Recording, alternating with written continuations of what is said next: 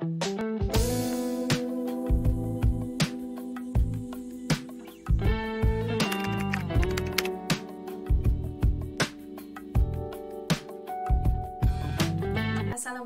warahmatullahi wabarakatuh.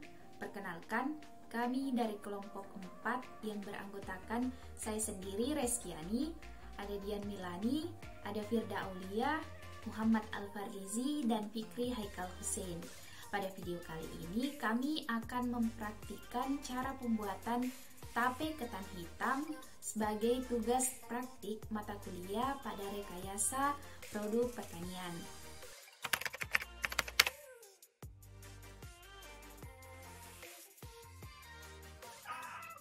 Bioteknologi merupakan cabang ilmu yang mempelajari pemanfaatan makhluk hidup, bakteri, fungi, virus, maupun produk dari makhluk hidup yaitu enzim, alkohol, dalam proses produksi untuk menghasilkan barang dan jasa.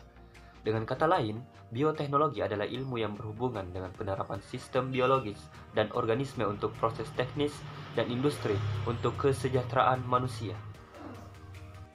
Bioteknologi konvensional adalah bioteknologi sederhana yang menerapkan ilmu biologi, yaitu proses genetik yang terjadi secara alami. Bioteknologi konvensional memiliki prinsip dasar yaitu memanfaatkan mikroorganisme utuh secara langsung tanpa melalui proses rekayasa sehingga pemanfaatannya masih sangat terbatas. Bioteknologi konvensional dimanfaatkan untuk menghasilkan makanan. Bioteknologi konvensional biasanya ditemukan pada teknik fermentasi, yaitu teknik yang digunakan untuk membuat tape.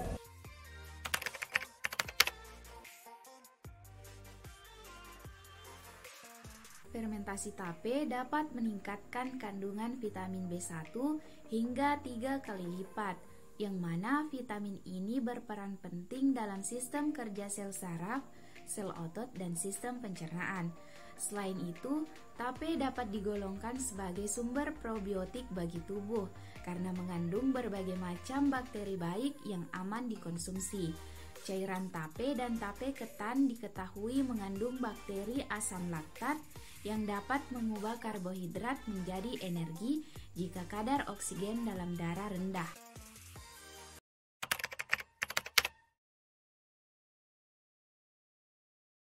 Nah, selain dari manfaat mengkonsumsi tape, ternyata mengkonsumsi tape secara berlebihan dapat menyebabkan infeksi pada darah dan gangguan pada sistem pencernaan. Dan bakteri yang digunakan dalam proses pembuatan tape berpotensi menimbulkan penyakit pada orang-orang yang memiliki imun yang terlalu rendah, seperti anak-anak, balita, kaum lanjut usia, dan penderita penyakit HIV. Nah, untuk mengurangi atau untuk menghindari dampak negatif tersebut, maka kita perlu mengkonsumsi tape dengan tidak berlebihan atau perlu dikendalikan. Dan cara pembuatan dan penyimpanannya pun harus dilakukan secara higienis.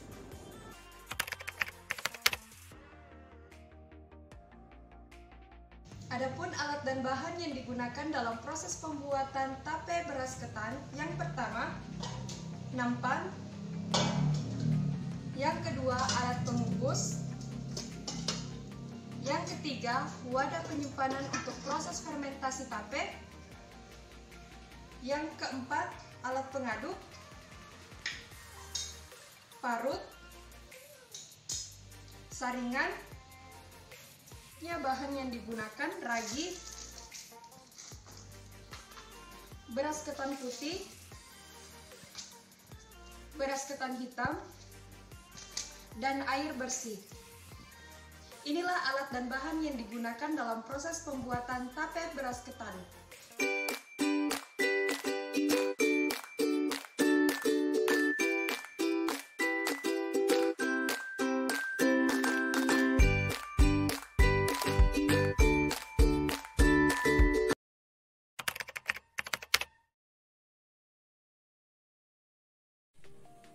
Baiklah, selanjutnya mari kita lihat cara pembuatan tape dari beras ketan.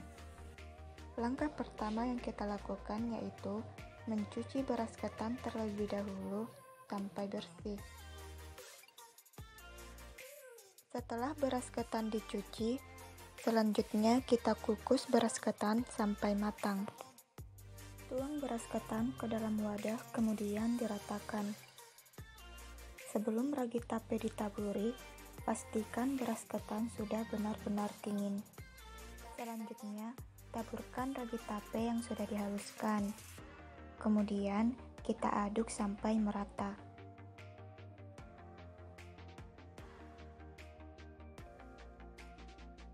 Selanjutnya, kita bentuk bahan tapai sesuai dengan selera. Tutup kembali wadah dengan tutupnya hingga rapat. Kemudian hanya didiamkan selama 3 hari 2 malam. Diamkan tape supaya terfermentasi dengan baik di suhu kamar dan usahakan di tempat yang aman. Apabila bau tape sudah menyengat sebelum genap 3 hari, maka tape sudah bisa dikonsumsi. Nah, seperti inilah hasil tape yang sudah kita diamkan di suhu kamar selama 3 hari 2 malam dan sudah bisa dikonsumsi.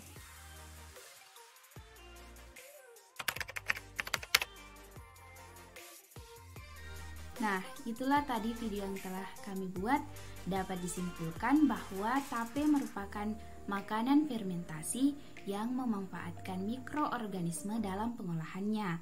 Tape ketan hitam ini sangat baik untuk tubuh, khususnya pada sistem pencernaan, tapi tidak untuk dikonsumsi secara berlebihan karena dapat menimbulkan infeksi pada darah.